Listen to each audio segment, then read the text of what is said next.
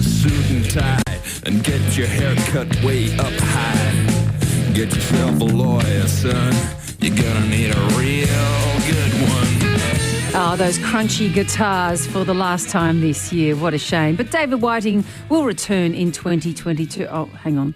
David, you The invitation came on a silver platter yesterday. Oh, God. That you're back on the 10th, so I'll see you on the 11th. Phew, so you did accept it? I did. I didn't check. Much disappointment in the production studio, but what can you do? Yep. We are so delighted to have you. But this is the last hurrah, 1300 222 774 for 2021. So don't tarry, don't delay, hit the phones. Homework? Yeah, we had an interesting call. We spoke with Anne, who immediately abdicated in favour of her husband Ian, lived in a retirement village where there were a bundle of goods and services provided by Centre Management, and they then sold the enterprise, and the new national operator was starting to reduce the range of services the support that was provided to residents. What could she do? And we talked about whether the aged care service was available, and it wasn't because it was a retirement village, not an aged care facility. There's an interesting complaint process in Section 38 capital E of the Retirement Villages Act that talks about dealing with complaints by management or about management. There's also a review process available from the Director of Consumer Affairs in the event that the process isn't done properly or acceded to. So yes, there is a complaint process. Okay. If I was Anne and Ian, I'd be putting some effort into clearly articulating what I was promised and what I'm now getting. And if you're not satisfied with the outcome from management, then it's your right to go to Consumer Affairs, Director of Consumer Affairs, and follow through the complaint. It's almost an appeal process. And once it goes to the Director of Consumer Affairs, they are obligated to actually deal with it one way or another, aren't they? Yes, but there's no requirement for them to tell the management to do X or Y or Z. Oh. It's really, the failing is in the system because it just says, here's your complaint process. If they don't handle your complaint properly, which isn't quite the same as fixing it. Yeah. So it's all about process, not about outcomes. That's a real shame. So in the end, the outcome, if you're still displeased, might have to be moving? Yes, but the problem with moving is that since there's many problems with moving, I know that. But because of the deferred management fee, that would be charged on the way out. Yeah. And the fact is that the general entry fees in retirement villages have risen in the last few years.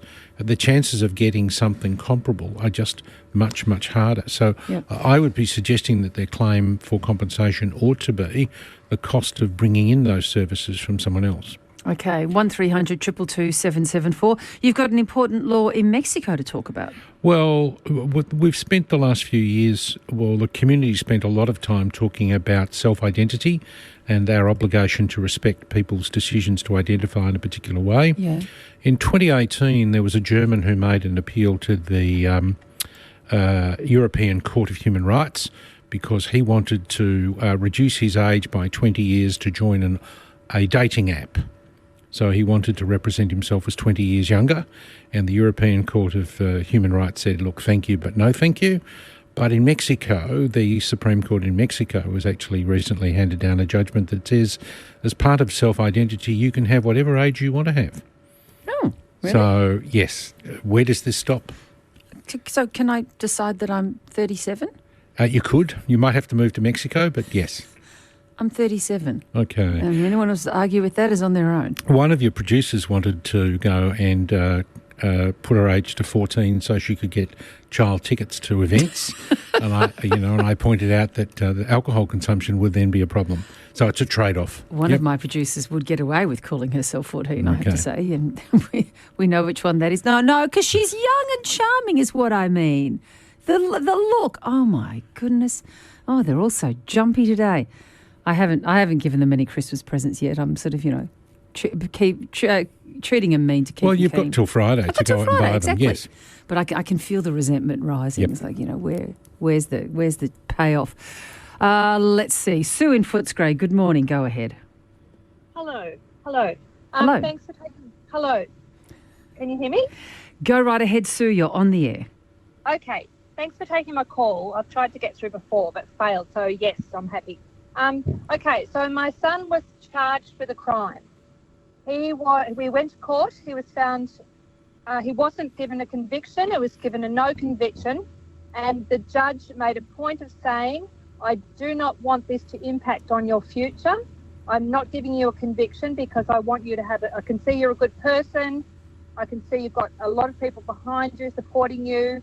If I see you again, I'll throw you in jail, but I'm not giving you a conviction." Yes. So no record.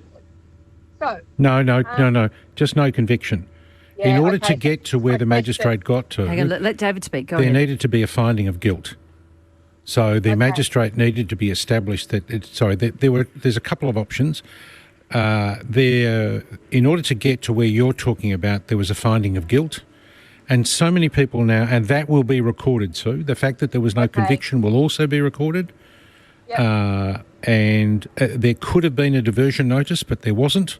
So what you're There now... was a diversion notice. Isn't a diversion notice a community-based order? So No. oh, okay. A diversion notice is one where, after a period of time, the finding of guilt is expunged from the record. Yeah. So the answer would be, and so your son's got a community-based order? Yep. What he's going to be looking for is there's some Victorian legislation passed last year relating to declaring convictions stale. Yeah. But that's 10 years away. 10 years. Yes. Yes. Okay, so he has got a record, even though He has a finding of guilt, but he has no conviction. So the question is what you get asked. Do you have a finding of guilt? Yes. Have you got a conviction? The answer is no. So when he's going for a job and he's asked if he's got a conviction, The answer to that question is no. Has there been a finding of guilt made against you in a court? The answer to that question is yes. And that's rarely asked, it seems to me, in most forms that I've filled out. The question goes to conviction, not finding of guilt. I mean, look, it may pop up, but isn't that the more likely question, conviction, which her son can answer no Question to? askers have got smarter over the years. Oh, have they? Okay. All of the immigration forms, for example, talk about findings of guilt. They don't talk about But that convictions. doesn't necessarily mean that he won't get what he's after. If he says yes to guilt but no to conviction, does it? No. Well, I think it does. I actually think the fact that you've been picked up by the police for doing something and you've got a finding of guilt is, I think, it's lesser than a conviction, but it's still there. Well, for some jurisdictions that might bother them, but then you always can go on and have a discussion about it or a right about what it is and what was the penalty and how we went from there. Hope that helps, Sue. Good luck, and I hope your son gets to get on with his life. Thank you. Glenn in Briar Hill, good morning. Good morning. Go ahead. I was defrauded by somebody in Queensland, and I raised it with the police, who said you have to, because it's a cyber, even though it was a purchase online, you have to register with cyber.gov.au, which I did. Then immediately I got an email back saying it's sent to Queensland Police to review. Yes. And then they came back saying it did not meet a minimum amount to take it any further. Yes. So I contacted them again. I said, but I've been defrauded, and they said no. The Moreton Bay District have a new policy that unless that fraud is under a certain value, we're not going to take it any further and not going to investigate. And I said, well, so you're green lighting fraud under a certain amount, and they wouldn't tell me the amount. And I said, why wouldn't you tell me the amount? And they said they don't want it known by the crooks. Yes. But they're not doing it. So I found out in the end it was $5,000. Glenn, under $5,000. The difficulty is that there is a finite amount of resources out there that the police have to perform all of their functions. And so at various points they need to decide which ones they're going to pursue and which ones they're not. So, for example, if you're travelling at 61 kilometres an hour in a 60 zone, you're not going to get a ticket. Mm-hmm. But you've got civil remedies available to you. You just don't have criminal remedies available. Yeah, so I don't know the person's name for sure because maybe he was using a fake name. I have his bank account details because I transferred funds directly into his account. Yes. Now, going through, I've had about 4 or 5 different police officers call me and they've said, oh, look, this person's known to us. If he continually defrauds people and they continually put in cyber requests, Glenn, there is a process open to you. It is possible for you to issue what's called a pre-proceeding discovery to force the bank to tell you who owns that bank account. But my difficulty is, sorry, how much is your claim, Glenn? it was like $250. Yeah, your problem is you're going to be spending thousands to chase hundreds is the problem. Yeah. And I take it that you bought something online and you bypassed the Gumtree or eBay payment method and put the money straight into his bank account. So those options aren't open to you. Directly, and now I've since found that he keeps changing his name and he keeps listing things, and I've had other people try and buy off him who live locally, and he says, oh no, it's already sold, and then he'll change his name and repost it, and then he'll just want direct deposits. He doesn't want anyone to... So Glenn, I would be trying to consolidate all of the claims. So while yours is 250, if you were able to find a whole series of other people with the same complaints against the same person, you're going to get above the critical mass for the police to become involved. But the difficulty is going to be, from the police's point of view, it's going to be spending tens of thousands of dollars of resources to chase a $250 claim. Would it be worthwhile alerting Gumtree or the online site to this behaviour? Yeah, it would be, but then he just changes his phone number. Yeah, well, I mean, they've got better ways of tracking these people now. Yes, they've got they smarter algorithms, so it's worth your while to make that complaint. I'm very sorry you lost that money, though. Sim in Clayton, good morning. Hello? Sim, are you there? Go ahead. Oh, yes. Yes, I would like to ask David this question. Mm-hmm. I'll read it out. To what extent does legislation in Victoria go in restraining parents from guiding their children who may have homosexual inclinations or may be involved in such cyber grooming groups? Sorry. Wow. Sim, Yes. you want to be able to control a child who is gay? Oh, sorry. We are not even know. We don't even know he may foolishly have entered this site. His relationship with his parents are very good, but I just want to know, so that as parents we want to know what is right. There are issues in relation to the age of the child, and there's also recent Victorian legislation relating to legislation that is designed to prevent people forcing their views on others, is the way I would describe it. Yep. Depending on forcing, the word forcing. Now, the second question, because as parents, are we left with really no opportunity to pass our parental love to protect them within the law?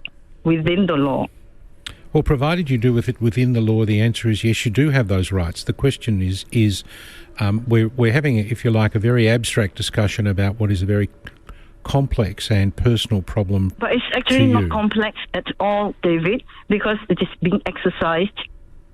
This right has been exercised, and then parents are really now wondering, what is it that they can do? What do the parents... Sorry, Sim, let's get to the heart of the matter. I'm not going to... What do the parents want to do? Have the child... No, actually, I don't even want to go as far as that.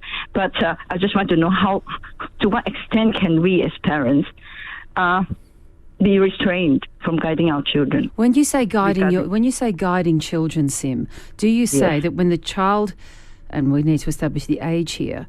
When the child has a certain sexual preference and you don't agree with it, you want to stop it. Is that what you're saying? Yes. Have we the right to, as I can forthrightly say, we are Christian. Yes. But I'm not homophobic in any way. But I feel that certain legislative power has gone beyond what it's intended to do to protect the child. What it's done, there's now legislation that you don't agree with. I think what you need to do, Sim, is deal with your particular fact situation in front of a lawyer who is able to go through the legislation with you as it applies to the particular fact situation that you're talking about and what you can and can't do. Right? Sim, can I ask, when you say child, how old is this person? Yes, I won't want to get into detail because but just an age. The family not to. Okay. Well, it seems that we are going into detail, to be frank. But the law is clear. A an individual's personal preference is to be respected and cannot be turned around or influenced or have someone else's view impressed upon them because you don't personally agree with it. And Sim, I know you say you're not homophobic, but to have an objection to someone simply because of their sexual preference is homophobic, Sim. We have to also accept that child are impressionable. And if Sim, how old? How old is this person? Yes, he is within the age that is considered legal, the age of making his own decision. Okay, well then he's above 18. Yes, but then Sim, just leave him alone and love him.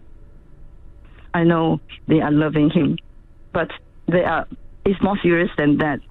They want to love him and have him back. Oh, anyway, I just want to know so that we can be safeguarded and parents can be taught properly, or even as Christian parents, we be taught properly that we have that absolutely, respect. and I understand that, and the laws are relatively recent. I'm going to I'll give you a website address that I'll read out in just a moment, where you can go and have a look at the guidelines around this. Sim, I can hear the emotion and the feeling in your voice. I understand and accept how upsetting this is, but this is a beloved member of your family, and that's all that matters. How they are made and how their feelings are and who they love just shouldn't matter, Sim. And it can all be made understandable within the framework of still being someone who accepts God into their life. Sim, it really can. Yes, but we have to also know the power of people to influence them. Of course, wrongly. but that can be, and we have to have can a be in any legislation direction that must not allow parents not to have that right. Well, you have the right to persuade, you just don't have the right to force.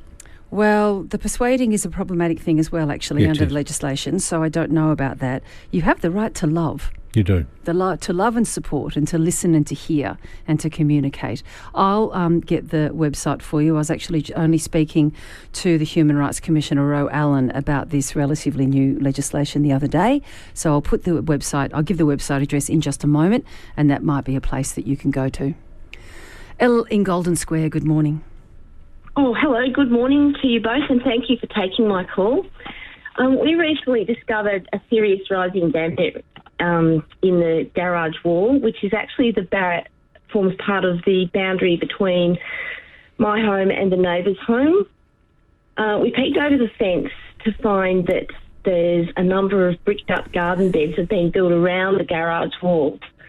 The age of the foliage would suggest that garden beds were built a long time ago, probably by the original owners who built the house about 20 years ago.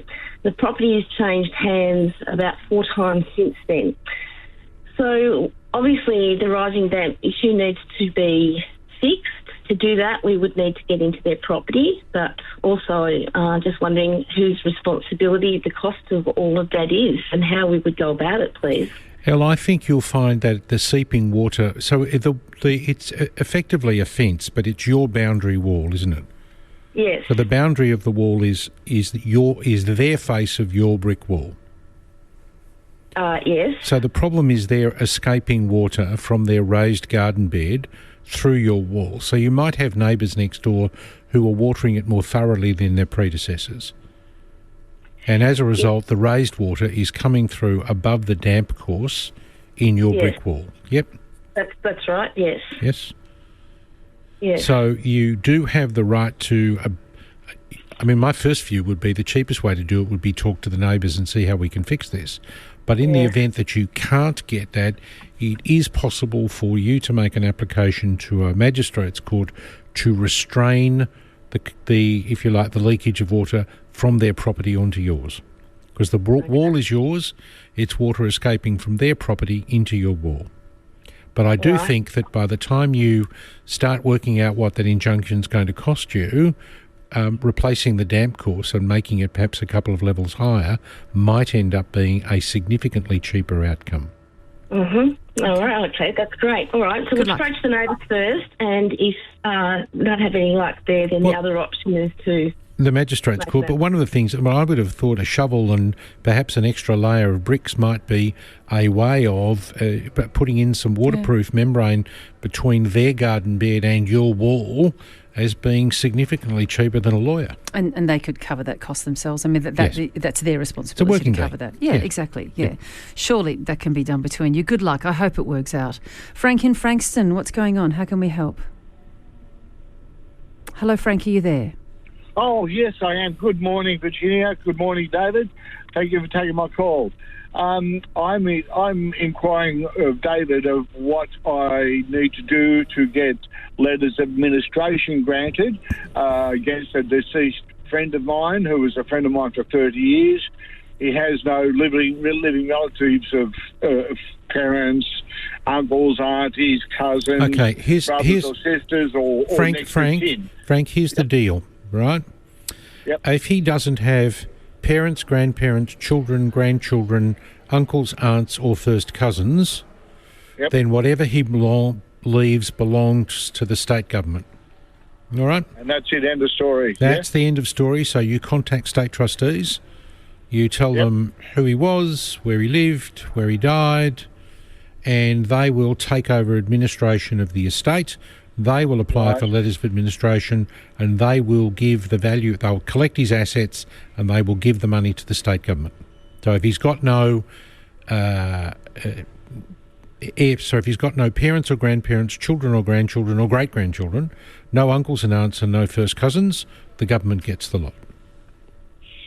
Okay, that's a pretty concise answer. Okay. Sorry, Frank. And they were never going to give it to you anyway, because I don't mean the money, I meant the letters of administration would not be given to you because you have no beneficial interest in the estate. All right, well, sorry, I know that wasn't what you wanted to hear, but thank you for calling in. Mark in Docklands, what's going on? Hello, Mark. Hello. Hello. Oh, hi, yes. Yes, does that include brothers and sisters, by the way, David?